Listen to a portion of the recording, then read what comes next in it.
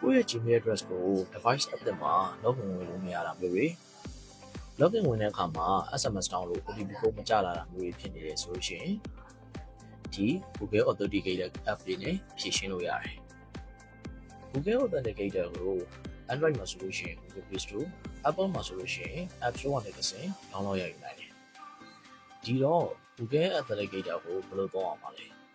ပထမဆုံးအနေနဲ့ကိုယ့်ဖုန်းရဲ့သက်ဆိုင်တဲ့ Google Play Store App Store မှာတစ်ဆင့် Google Authenticator app ကို download ရယူဖို့လိုအပ်ပါမယ်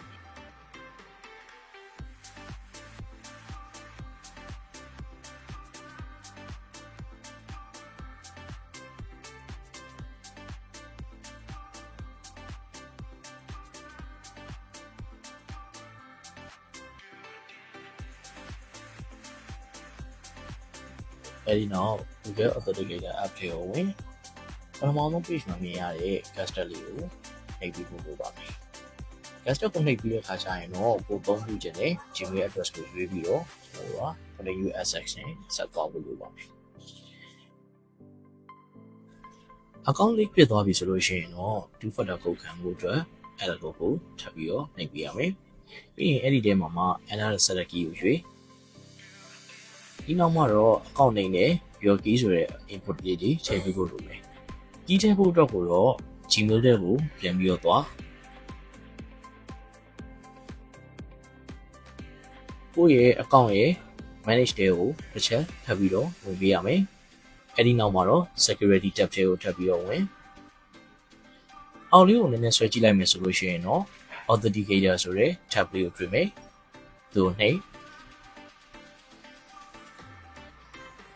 အဲ့ဒီနောက်မှာတော့ setup authenticator ကိုထပ်ပြီးတော့ဝင်ပေးရပါမယ် authenticator ကိုဝင်ပြီးပြီဆိုလို့ရှိရင်တော့အောက်မှာတွေ့ရတဲ့ can scan လေးဆိုတဲ့ link ကိုဆက်ထပ်ပြီးတော့ဝင်လိုက်မယ်ဆိုလို့ရှိရင်ဒီ Gmail address ရဲ့ key လေးကိုရပြီပဲဖြစ်ပါတယ်အဲ့တော့ဒီ key လေးကိုဆက်လက်မှတ်ပြီးတော့ copy ပြန်ယူလားအဲ့ဒီနောက် Google Authenticator app တွေကိုပြောင်းဝင်ရပါမယ်အဲ့နောက်မှာဆိုလို့ရှိရင် select key ထဲမှာပြန်ဖြည့်ဖို့အတွက် account name မှာတော့ကိုယ့်ရဲ့ Gmail address ကိုဖြည့်ပြီးပြီဆိုလို့ရှိရင်တော့အောက်က your key ရဲ့ input ထဲမှာကိုခုနယူလာတဲ့ key လေးကို copy paste လေးပြန်ချပေးလိုက်ပြီးတော့ type of the key နေရာမှာတော့ time base နဲ့ counter base ရှိရယ်ဒါပေမဲ့ time base ကိုပဲရွေးထားပေးဖို့လိုမယ်အဲ့ဒီနောက် add လုပ်လိုက်မယ်ဆိုလို့ရှိရင်တော့ two factor code ကိုရပြီပဲဖြစ်ပါတယ်ဒီ code လေးတွေကသူ့ရဲ့ duration ပေါ်မှာမူတည်ပြီးတော့ပြောင်းလဲနေမှာဖြစ်ပြီးတော့ login ဝင်တဲ့အခါမှာဒီ code တွေကိုအသုံးပြုပြီးတော့တခြား device တွေမှာ login ဝင်လို့ရပါတယ်